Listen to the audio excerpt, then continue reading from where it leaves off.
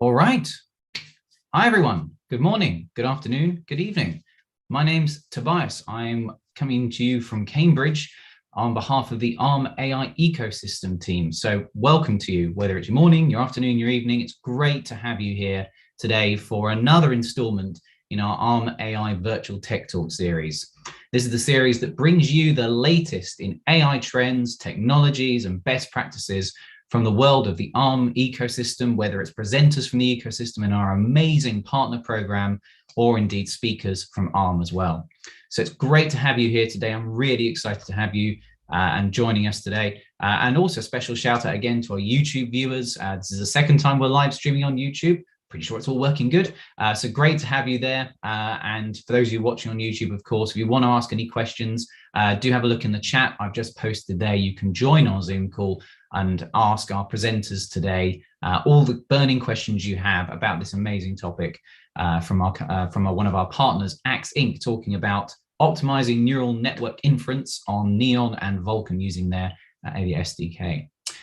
So that's one of the ways you can get involved, but we'd also love you to tweet us. You can tweet us at Arm Software Dev. Use the hashtag AIVTT and we'll retweet, we'll reshare. We'd love to hear where you're coming from, what hardware you guys are developing on at the moment, and also kind of how you found this experience, how you found this talk. We'd love to hear all your thoughts. All our previous talks, we've got dozens of them now. I think we're up to about 26 or 27 are on our Software Dev YouTube channel, and we've got loads of talks coming up as well. We've got a talk on October the 5th from Edge Impulse, so do come along to that. They're going to be a really great speaker. We do have a little break for Arm Dev Summit, which I'll mention at the end of the presentation, and you can get involved with that. We've also got a fantastic talk, our second of our APAC series. So if you haven't heard about this, we're launching and have launched the Tech Talks in Asia, in the Asia Pacific region, and specifically in Chinese for now, and focused on the China market. So for those of you who are joining late in the hour or want to catch a Tech Talk in Chinese, ICE Tech, one of our partners out there, will be talking on October 28th as well. And then we've got a series of talks actually through November, and we've yet to publish a couple, but I can give you a sneak peek that throughout November, we're going to be talking a lot about the Ethos U55, Arm's latest ML accelerator. And we're also going to be hearing about some of the latest Arm NEON and ACL opportunities there too. So stick around for that, get registered for those, check out the developer.arm.com/tech talks page, and you'll be able to register for all of those. So enough about me today. It's now time to hand over to our presenters. So we've got David and Kayokuna-san from AXELL Inc., and they're joining us at some crazy hour. I think it's midnight where they are in Japan, which is just awesome. And it's really fantastic to have you guys joining us today. Before I do hand over, and David, I'll let you take it from here with the slides, but before I do hand over, just a reminder, you guys probably know this already. If you've ever been to a Zoom webinar or been to a tech talk before, any questions, please pop them in the Q&A box rather than the chat. The Q&A box, you can also upvote them if you want to get that question asked. I'll be the one asking David and Kokuna-san towards the end. So enough of me. David, over to you. Great to have you. It's late. Let's get cracking. I'm really excited to have you presenting today. Thank you very much. Thank you very much. And hi, everybody. So I'm David, engineering manager at AX. And today I'm going to present, so first our company and our solution, Ailia. Then I'm going to present how we performed optimization on the CPU for our AI inference. And then I will present how we performed optimization on the GPU. So first, a little bit about our company. So the company is called AX. We are located in Tokyo, Japan. That's why it's midnight here.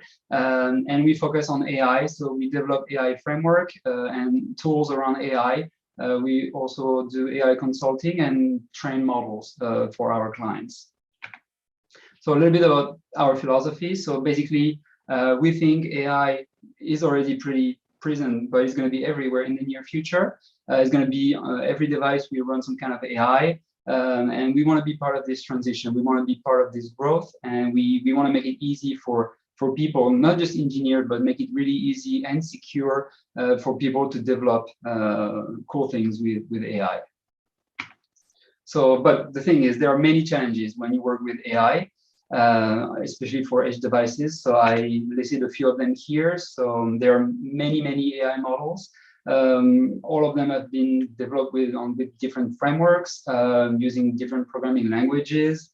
They are supposed to run on different platforms with different hardware, different performance, and also those frameworks are still pretty new, so their API keeps changing. And of course, when you get down to the optimization task, things get really hairy and it gets pretty complicated. So that's why we developed our SDK. So Ailia SDK is an inference engine that performs AI inference on the CPU and the GPU. It's highly optimized using Neon and Vulkan. The input model that you feed in is the ONNX format, and then you can run the same model on any device. We also have a library of pre-trained models, a little more than 140 models. I will talk a little more about that right after. So why using our SDK? So here's just to explain roughly, this is the development pipeline for AI development.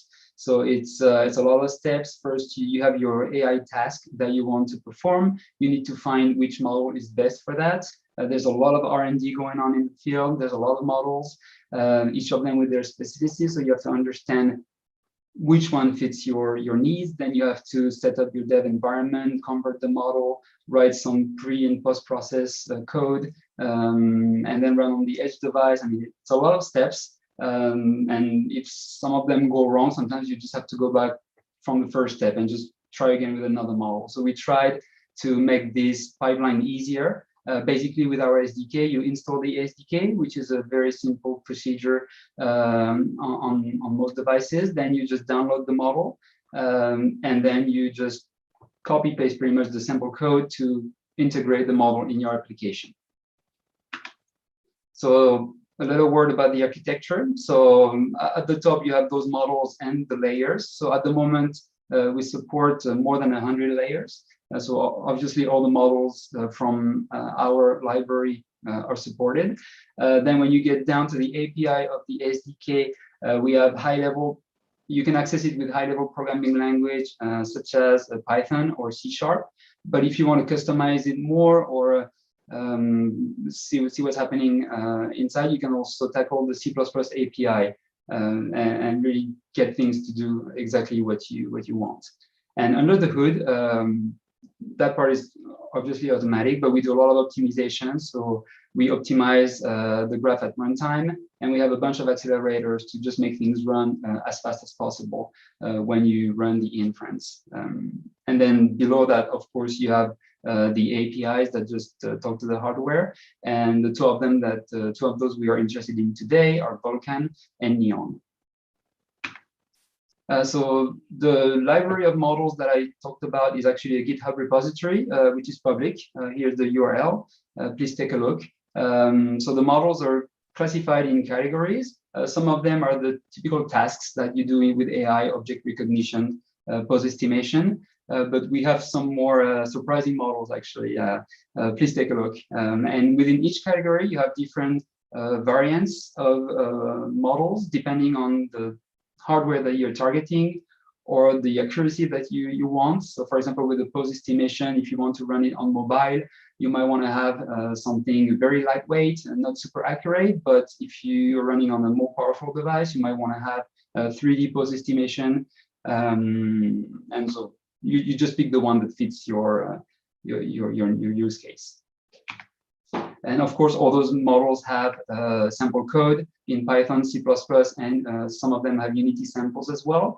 And they are all optimized for Vulkan. And you can see very easily like the output of the model. Like we made it easy to see like those two examples, even the depth estimation, you can see clearly what's going on. So very easy to get started. Okay, so let's see how we perform the optimization on the CPU. So first, why do we want to optimize AI inference on the CPU? Well, we always want things to run faster, especially with AI. So AI, deep learning is a lot, it's really heavy processing. So speed up is required, either because you want to execute several models on the same device at the same time, or because your device is not that powerful. Overall, you always want to speed things up. And the good thing is with AI, the layer operations, such as convolution, activation that you usually see in those AI models, they can be run in parallel. which means there's a lot of room for optimization. Also, there's a lot of different types of layers. Each one of them does very specific operations, which means we can use various techniques to optimize those layers depending on what they do. So NEON, so what is NEON? NEON is a SIMD architecture.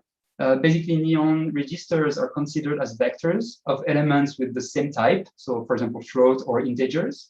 And when you run SIMD instructions on those registers, they are run in parallel, which means in the end, things run much faster than normal architecture. So we're going to try to leverage this capability for our task of AI inference. But first, let's go through like a few basic, let's say, optimization techniques.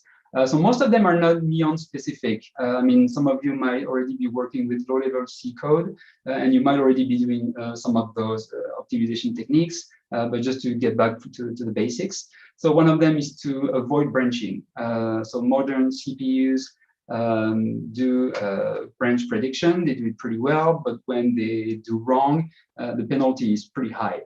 And overall, the cost of branching is high, so we want to avoid it as much as possible. So this is what we do on the code at the top. You can see in the commented out part that we have a branching instruction with a ternary operator that basically take one value or the other depending on another value. So we could do it that way. That's a typical way, I would say, to do things.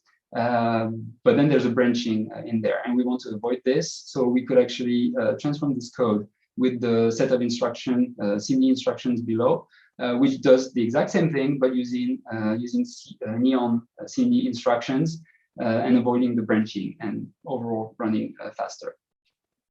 Something else that we do a lot, especially for AI, is to save, let's say, remove the sign of a number, because some operation like arrow function activation just require to have positive numbers.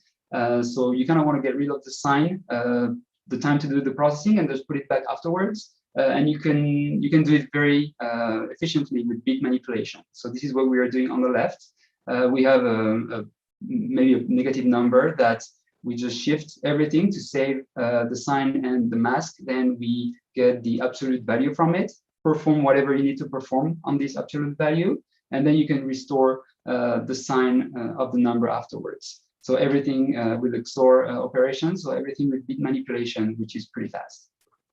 The third optimization technique, this one is actually NEON specific, I believe, is the way you load your data into the registers. So basically, in AI, we work with images a lot. So images are basically arrays of pixels, RGB or sometimes RGBA.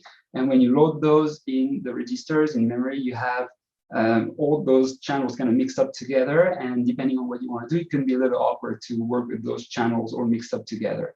But NEON has some specific instructions to load those data, which is what we do here.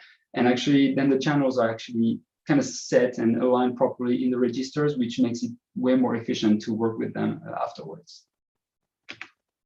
Another common optimization technique is to approximate some mathematical functions. Some functions are pretty expensive to compute.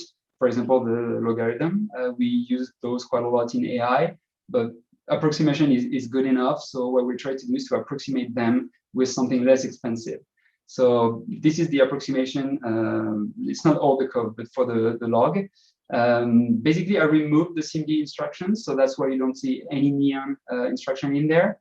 But basically, once you have this code, just imagine that you can replace any subtraction, division, addition, multiplication very simply with SIMD instructions to go way faster. But talking about the process of approximation, so basically we have this log function that we want to compute. We try to decompose, so mathematically, this log function in a series of simpler mathematical operations, and then we just write them down and optimize them using SIMD instructions. And at the end, you get a very quick, pretty good approximation of your function. Okay, so next, so now let's talk about the way we spread the work on the cores on the CPUs. So ARM CPUs have a technology called big. LITTLE. Actually, cores, there are two types of cores on those CPUs, the big ones that have that deliver maximum performance and responsiveness, and the little ones that minimize power usage. As you know, on this kind of CPU, the energy consumption is a concern, so you don't want to waste energy. So basically, if you have a task that requires a lot of processing, you're going to dispatch this one on the big cores. And if you have a task that doesn't require that much power, then you can dispatch this on the little one, on the little core. And doing this the right way can really make things run way faster and overall save quite some energy. So how does it perform to do all those optimizations? What can we expect in terms of performance? So we have two CPUs there on which we run two models, ResNet 50 and EuroV3. Those are two AI models. And on the right side, you have the timing that we got with and without Neon. So overall, we can see that with Neon, we could get from 2 to 4 times, we could run the code 2 to 4 times faster, which is pretty significant. So what is the future work for us? So Ailia SDK is already using all those optimizations, but we keep up with the latest instruction sets that come out and just make sure we support everything that Neon has to offer. And especially in the first slide that I showed, when I explained the registers, you could see that it was 120-bit vector registers, but there's actually also the 512 support in the latest versions that we want to support in the next release of our SDK. Okay, now let's move on to the GPU. So how do we optimize AI on the GPU? So we very often run AI on the GPU just because the GPUs are very, very good at it. So we spend quite some time optimizing for GPUs. For that, we use Vulkan, which is a graphics API. Vulkan has a lot of benefits. So first, it's supported by all major GPUs, also the Arm Mali GPUs, for example. It's supported by all the major operating systems. It's really easy to install. It's already used for gaming. It just uses standard drivers, so it's not really a problem to get started with it. And also the size of the disk space usage is really low. Maybe some of you have worked with some other frameworks in the past. Some of them takes several hundreds of megabytes of drivers and libraries and stuff. Vulkan only takes a few megabytes to run, which is pretty nice. For example, if you want to upload your runtime to the cloud or things like that, having small disk space usage is actually pretty nice. So what did we do to optimize Ailia for Vulkan? So first we did runtime, graph optimization, and layer fusion every time it was possible, just to lower the amount of computation that we perform. We haven't optimized the logic for matrix multiplication, the GEM acronym here, that's the general matrix multiplication library. And we compute those on compute shaders, which make them much faster. We will go back to that after. We also optimize the layers. So the layers that I talked earlier, like convolution or pooling, all those are also optimized using compute shaders. And we implemented the Winograd algorithm. I will talk about it briefly at the end, also for the heavy convolution layers. So, but let's go back to the basics just a little bit. So first, how does the work is spread between CPU and GPU, and who does what? So basically, the CPU on the left-hand side prepares everything for the GPU to be able to work. So it allocates the GPU memory, prepares the input, output, prepares the command buffer, the kernel. So what we call the kernel is actually the piece of code that will be run on the GPU. We will see an example in a second. So it creates and compile and dispatch this kernel, then waits for the GPU to finish the work, then gets the result back into CPU memory to go on with the rest of the computation. On the other hand, the GPU does one thing, is to run the compute kernel as fast as possible. So let's see what the code for GPU computing looks like. Oh, sorry, before that, yeah. So Vulkan is actually a very low-level API, which means all the functions that you have access to are very low level, really close to the hardware, which is a good thing for optimization. But also when you want to actually create, like in our case, an inference engine based on it, you have a lot of code to write because you have to recreate everything, the basic operation that has to be made. You actually have to re-implement all of them. So we actually ended up writing a lot of code to do all those things. Okay, so let's move to an example of GPU computing, like the hello world of GPU computing. We're going to add two textures. So here's what you are seeing. So you have input A, input B. Both of them are textures. RGPA textures, because you can see Z equal 4, so 4 channels. And the resolution is 360 by 640. So we have texture A with those pixels. We have texture B of the same size. We just add them together and write the results in a third output texture of the same size with the same number of channels. So how do we do that? So first, let's look at the code on the GPU side. So this is what it looks like, pretty small. The first half actually is just a definition of the input and output of the kernel. So the buffers that you get to read from and write to the textures. There are arrays of floats, destination, source A, source B. Then you have a very interesting command here, the layout local size x64. This is actually how you tell the GPU how to dispatch the work, so pretty much the function that comes next. How is it going to be run on the GPU? So in that case, we will go deeper into that right after, but basically it's going to tell the GPU to run this piece of code on 64 threads. And then you have the code itself, so performing the addition of the two textures. But of course, since this piece of code is run on many threads, we don't want all the threads to do the same job. Basically, ideally, we would like each thread to take 1 pixel of each texture and just write it to the output texture. And this is actually what it's doing. So, and how do we know, how the thread knows where to pick, which pixel to pick? It's thanks to the global invocation ID. So this is a unique ID among all the threads that are spawned for this processing, one number, and it gives the index of the pixel that we're going to fetch, add, and write to. So with this, we are sure that each thread actually performs operation on one and only one pixel. Then let's see what's going on the CPU side. So I didn't put all the code because, like I said before, there's it's quite some code, but those are the main steps. So all the buffer allocations and selecting the device, initializations and things like that, I just left it out. This is the main steps. So basically the CPU prepares the work for the GPU. So it starts a command buffer, which is everything the GPU will have to do, bind it to the pipeline of the Vulkan pipeline. Then it sets the input and outputs to this pipeline, so all the buffers that we saw earlier. Then it tells the GPU how to dispatch this task. So this is actually a very important part. So we're going to get back to that, but first remember, just look at how it's made. So there's 4 arguments. The first one is the command buffer itself, and then we have 3 numbers. So the first one is some kind of formula. And then we have 1 and 1. We will explain what are those numbers right after. So then we end the command buffer because we have everything we need, and we submit. And after that, the GPU will just do the job.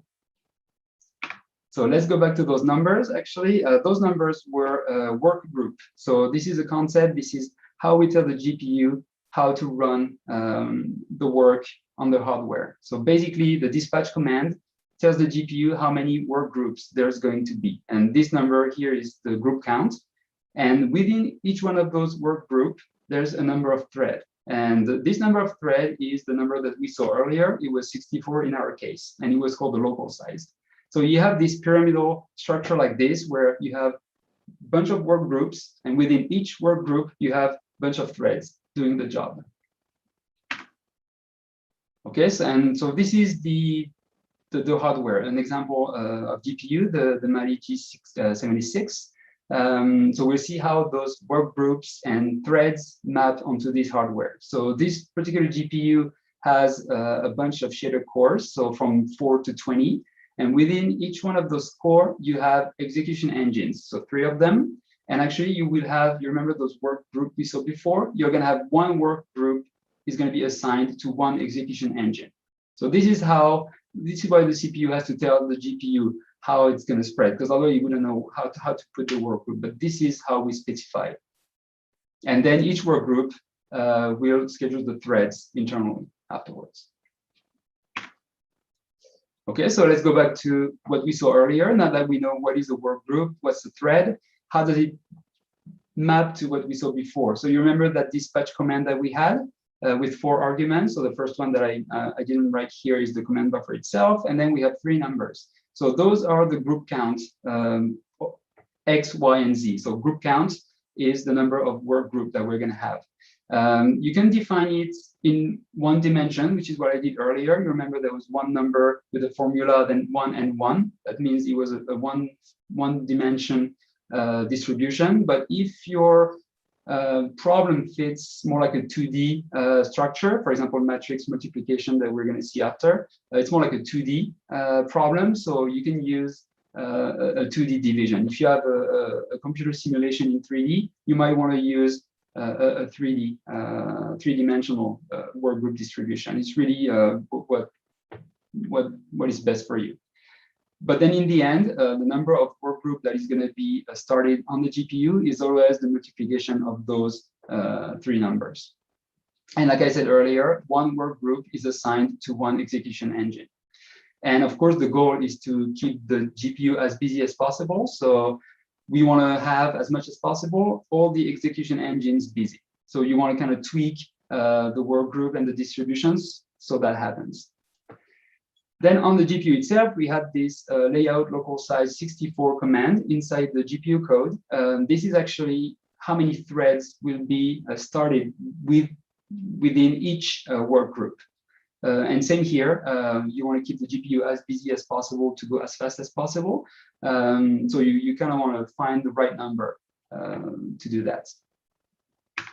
So how does that map to the texture we had in the first place? It might not be easy to picture. So here is one of those textures. You remember they were 360 by 640. So we have this array of pixels, and we want to process every single pixel in this texture. So we had, let's say we have 1 thread, one work group, sorry, which has 64 threads, and each thread will combine 2 pixels from each texture. So that means what we see here in the rectangle is what 1 work group will be doing.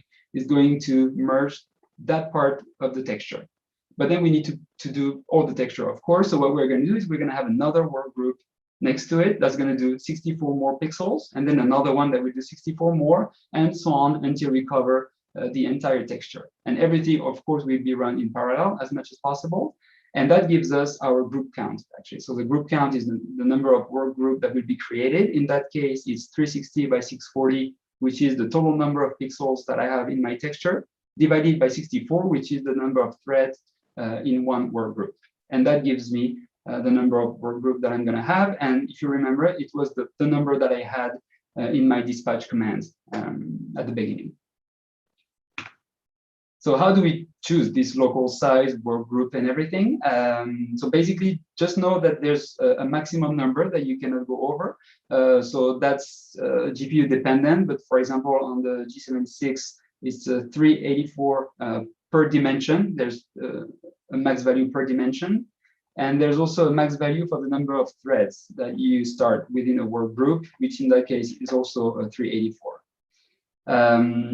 And then how do we pick this number? So if you read the best practices developer guide, they tell you for the local size, so the number of threads, to start with 64. It's kind of a good number, and yeah, it turns out it's a good number. Don't go over it. Just try with that first. It works for most use cases, but then if you have really heavy, really complex kernels, like it's often the case for AI, then you might want to try to tweak this number to see how it impacts your performance, but it's really case by case. So let's see on an example, like how does this local size impacts performances. So we have 2 GPUs here, Adreno 630 and the Mali G76. Let's start with the Adreno in blue. So on the y-axis, you have the local size, starting from 1 up to 2048. And on the x-axis, you have the processing time. So we start with the worst case scenario. So local size of 1, which means each work group is going to have only 1 thread working on one pixel. So you're going to have as many work groups as you have pixels in your texture. So that's a worst case scenario. There's pretty much no parallelism, but it's really bad. And we can see it with the graph. It takes quite some time. And then as you crank up the local size, so adding parallelism to your processing, we can see that the processing time is getting shorter and shorter up to a point, 32, after which it doesn't change anymore. So we can see there's like this threshold above which changing the local size, the number of threads doesn't matter anymore. That's probably due to the way the GPU schedules all those work groups and threads and everything. It just doesn't change the result anymore. And then if you go to 2048, then you get an error because it's above the maximum value that you can set. So now let's look at the Mali GPU. Here we can see like a very different pattern. Actually, the way work groups are scheduled is very different. And it's not like there's one work group per compute unit, which seems to be what was happening with the Adreno. There's not this one-to-one correspondence anymore, which means changing the local size does not impact the performance that much, actually not at all. And we can see, like we saw before, the max value was 384, and we can see that above that, we cannot run the kernel anymore because we're above this max value. Okay, so let's look at a very concrete example, more complex. We're gonna multiply two matrices. So when we say multiply matrices, we're talking dense matrices, like big ones. If you want to see significant improvement, we're talking large, very large. But those are actually very common, especially in computer simulation. It's very often to have this kind of a computation, and in AI. Of course, we have all those convolutions, a lot of matrix multiplications and big matrices. So having this kind of optimization is really, really important. And just to give you an idea of how complex it can get, this very popular book has hundreds of pages just talking about this particular aspect of optimization. So basically, we're going to have matrix A multiplying by matrix B, and we're going to store the result in matrix C. So this is what the basic implementation on GPU side looks like. So I'm going to go through the code real quick. So we have a block size of 8. So in that case, block size is the same as the local size that I talked about earlier. That's just a constant that defines how many threads will be running. But in that case, you can see it's a two-dimension thread structure. So we have 8 times 8, so 64 threads. Then you can see below, we have the two matrices, so SA and SB. Both of them are stored in shared memory. I don't really have time to go over what is shared memory, but that's going to be important for after. Then we have the function, the processing itself. So we kind of do the same as before in a way that we want each thread to access the elements in the big matrix that it's supposed to process. So we do this with the local invocation ID. So this one gives you the ID of your thread within a work group. So then you know where you are. And then you can use the work group ID to know in which work group you are, and combining those two data, then you can pick the right numbers in the matrix. Then you are sure that each thread in the work groups, all the work groups running in parallel, will only compute the stuff they're supposed to compute. Then we have the for loop, just summing up, multiplying and summing up everything, if you remember how the matrix multiplication is done. One important thing is the barrier command that you see in the middle, actually two of them. This is a synchronization command. It is there since all this processing is done in parallel on different threads. Sometimes you need to make sure all the threads are done doing their processing because you might need the value to do something with it. So you need to make sure they're done and you have actually the correct value. So this is what this barrier is there for. Just to make sure everybody's done, then we move to the next step. So the next step is actually summing up everything that we computed, then another barrier, and then at the end, we write the result inside the destination matrix. So a few features of this code, we can see that each thread writes only one element in the destination matrix. We can see that the block size is a two-dimensional block size of 8, which makes it 64 threads.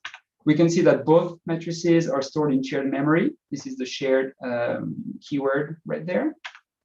And we can see that there's barriers within the code. And those things are not good. So we want to optimize that. So how do we do that? Okay, sorry, just summing up the things that I said, the features of this implementation.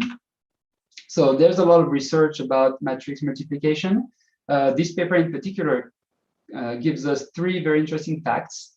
So the first one is that the local size actually make it easier to cause register spills. So just to make sure you guys know, register spilling is when you have too many variables in your processing and you cannot store all of them in registers, which is really fast. So you have to go back and forth with the global memory just to bring values back and forth. And of course, that slows down the processing quite significantly. So you want to avoid that. Another fact is that shared memory is slower than registers. And the third one, not pretty unintuitive, but keeping only matrix B in shared memory and using A as a normal variable, so assuming in registers, is faster. Another thing is about the block size, so the number of threads that we're going to run. I'm going to click on that, but basically we have matrices 32 by 32 by 32, and we try to see how the work is divided. So with 2 different block sizes, so one is 8 and 16 on the right-hand side. And we see that the work, of course, with those different block sizes is spread differently. We can see how many iterations is required, and specifically how many access to global memory is performed. And we can see that with the block size of 8, we have more than 8,000 access to global memory. And with the block size of 16, we only have a little more than 4,000, so pretty much half. So, and of course, we want to avoid accessing global memory as much as possible. So it seems like from this that the block size of 16 is much better. So let's redo our implementation knowing all those things. So let me go through that. Okay, so the first thing is we don't want each thread to output only one element. It's not efficient. We don't want to do that. So what we reworked our code so that each thread is going to output block size. So in that case, 16 elements. Next thing is we tweak the block size to limit the load on the global memory. And we saw that size of 16 is actually pretty good. You should also notice that it became like a 1D distribution. So we don't have like X and Y, 8 and 8 like before. We just have like a 1D distribution of 16. Then we only put matrix B in shared memory. And matrix A is just used as a normal variable because from the paper we saw earlier, it's faster. And also one more thing is that we switched, before we were using arrays of floats, and we switched that to vec4, which improves a lot parallel computation to use this kind of this type. So here again, just summarizing the few optimizations that we did. And now let's benchmark this optimization and see how it performs. So for the benchmark, we use BERT. So BERT is actually a pretty recent model that was a breakthrough in the field of natural language processing by introducing the concept of transformers. So really no time to talk about it, but just know that those have a lot of matrix multiplications. I just put like a capture of the network of the model on the right-hand side. You can already see quite a few matmul, which is the matrix multiplication. So it has a lot. And those are big matrices, so it's really good to benchmark this kind of optimization. So basically, it turns out we have between 2.5 and 3.5 times optimization with the things that we did. And specifically on the G76, it's 3.5 times faster, which is very, very significant. One more optimization that can be done. So this one, I don't have time to get into more detail, but basically there's the Winograd algorithm that allows you to optimize matrix multiplication even further. It cannot be applied all the time, but in our case, so AI inference and convolutions, it works really, really great. So basically, you transform the shape, the form of your matrix before performing your processing in order to reduce the number of multiplication that you're going to be doing. And then after you're done with your processing, so of course, those matrices keep their mathematical properties. And then when you're done with the computation, you can just revert the transformation to get the result. So on a 3x3 convolution, we can see that the number of multiply operations goes from 36 to 16. And of course, if you combine that with all the other optimization, it's pretty significant. So specifically, this is all those things, of course, we did in Ailia SDK. So those are the optimizations we did for convolutions. So in our case, we use a block size of 4. In some architecture, 8. There's no more synchronization of work groups. And we keep the VEC4 format type as much as possible for optimization purposes. Just a quick word about the command buffer. So you remember the CPU is preparing all the work for the GPU, input, output, and everything, and then submit. This processing is actually pretty heavy. So there's a pretty significant impact on the performance. So you might want to be careful how you handle it. In our case, we actually handle the management of the command buffer in a different thread in the Ailia SDK, and then submit just at the best timing, and just to leave the main thread to work on the main processing. Okay, so let me sum up. So basically, using Neon and Vulkan, we managed to improve the performance of AI inference with the Ailia SDK.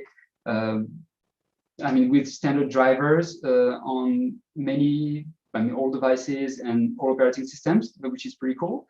We also made it really easy, since it's bundled in our SDK. It's really easy for you if you want to integrate this into your application to use it, because if you just use our SDK, all those optimizations will come with it. And of course, all the AI models that the library of models that I talked about earlier also makes use of all those optimizations. So that sums up my talk. So Ailia is our ecosystem. So today I mainly focused on Ailia SDK, the inference engine, and Ailia models, which is the pre-trained model library. But we have other services around it. So for example, the Ailia trainer, which allows you to easily train custom models for Ailia SDK, and the Ailia Vision, which is an inference on the cloud service. So if you want to know more about this, here are a few links. And thank you very much. Thank you, David. That was a fantastic talk. Thank you so much. I think, do we actually, given you want, I think people want to probably check out a few of those links. Do you mind flicking back that one slide that you've got? We can talk about tweeting and all that other stuff later, but I think this is great. There's a few links there. And of course, and I did forget to say at the top of the hour, apologies, that the slides and the recording will go live very soon after this talk. So the slides will be available on developer.arm.com/tech talks, hopefully this evening. And because the recordings on the videos on YouTube, the recordings are going to be live straight after, so you can kind of catch anything if your internet dropped. We've had a question come in, actually, David. I'm going to kind of mix and match some of the questions I've got, but with some of the ones the audience have got, because I think this is quite a good one. So one of the questions was around, this may be a novice question, but can you kind of compare and contrast kind of TensorFlow Lite, Micro, and the Ailia SDK and what it can and can't do? And also, are you going to be are you targeting microcontrollers which don't have GPUs? Should I answer this one? Kekuno-san, maybe you want to jump in? Yes. Currently, Ailia SDK supporting 3D compression and 5-dimensional tensor.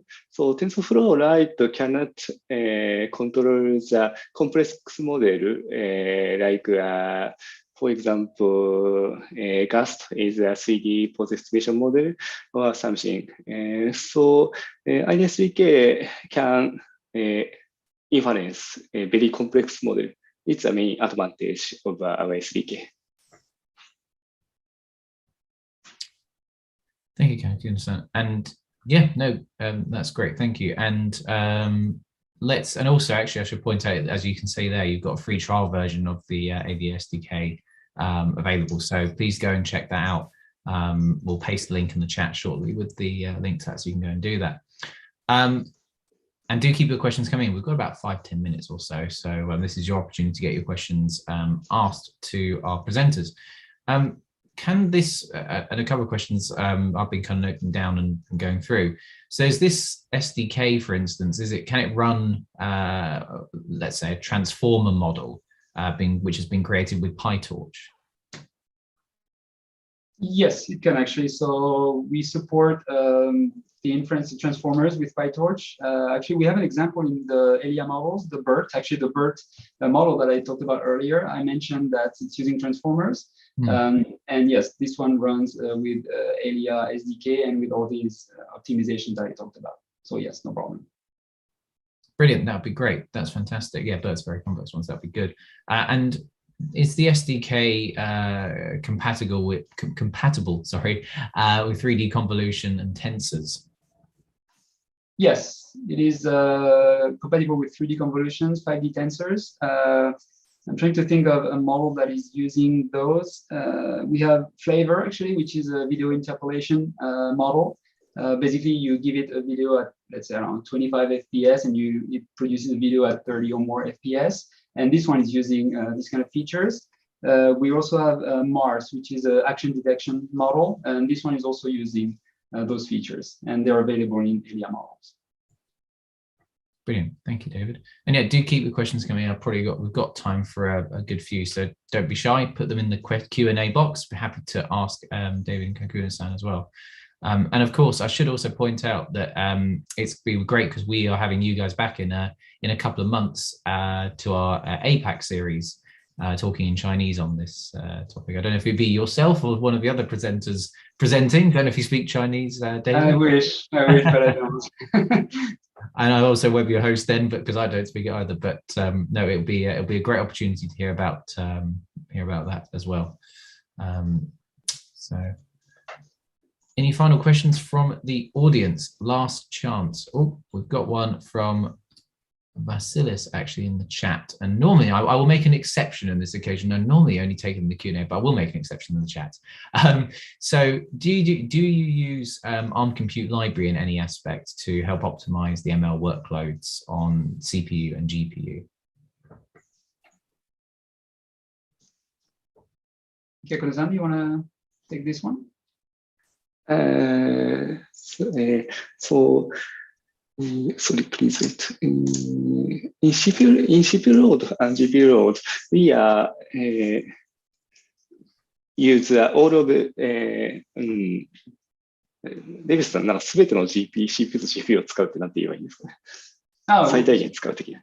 So we were using pretty much all of them, like to some extent. In our SDK, yes. That's great. That's what we like to hear. that is good. That is exactly what we like to hear. So thank you for that as well. So yeah, no, do check it out, guys. It's it looks great, and I just got it open on the webpage as well.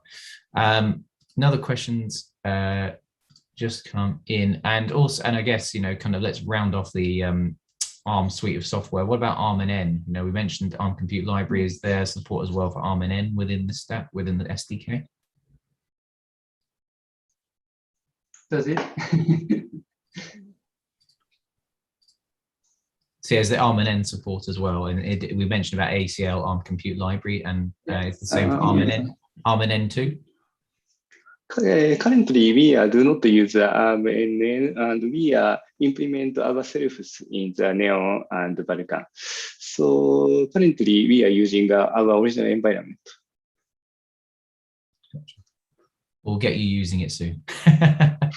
So brilliant. Thanks, Chris, for that question. So we've got a question come in. So is that applicable? Is this applicable? Is the SDK applicable? I assume that's what you mean here. Is the SDK applicable for MCUs such as the Cortex M4? A question that's come in from Saleh. We have a non-OS version, a microcontroller version of Ailia SDK. This runtime is supporting TF-Lite 5, and we are implementing TF-Lite runtime only use C99. So we can support a microcontroller with TensorFlow Lite 5. Brilliant. That's great. Great to hear you can support the ARM Cortex-M and MCUs as well. That's great. Yeah, and if there's any final questions, I will also very quickly, Dev, you wouldn't mind flicking onto the Dev Summit. So I'll just remind our participants about Dev Summit. So Dev Summit's coming up in just less than a month's time. This is going to be an awesome opportunity for you guys to join us. October the 19th to 21st. If you head to devsummit.arm.com, you can sign up there. So please do that. It's going to be awesome. We've got some incredible talks, particularly in the AI track. I'm going to plug that, of course, because I represent the AI teams. We've got some incredible AI talks from not just our partners, but around ARM as well. So of course, do check those out. And it'll be a nice opportunity actually to hear a lot about the Ethos U55, which we'll be also talking about again in the tech talk on November the 2nd and the workshop that will subsequently follow that. So do check that out. So if there aren't any further questions, I just want to say again, thank you so much to David and Kaikuno-san and the whole AX Inc. team for not only doing an awesome presentation, but particularly when it's midnight. I don't know how you function at midnight, but this is an absolutely fantastic presentation, and it's great that our audience has been so engaged with it. Thank you for all your questions. Thank you, AX and the team, David, Kaikuno-san, and Asako-san as well, for your fantastic support and great presentation. Slides and recording will be up shortly, and we look forward to seeing you in 2 weeks' time at our next AI Tech Talk, which features Edge Impulse. But on behalf of ARM and the ecosystem team and AX Inc., thank you all so much for joining us. Thank you very much. Thank you very much.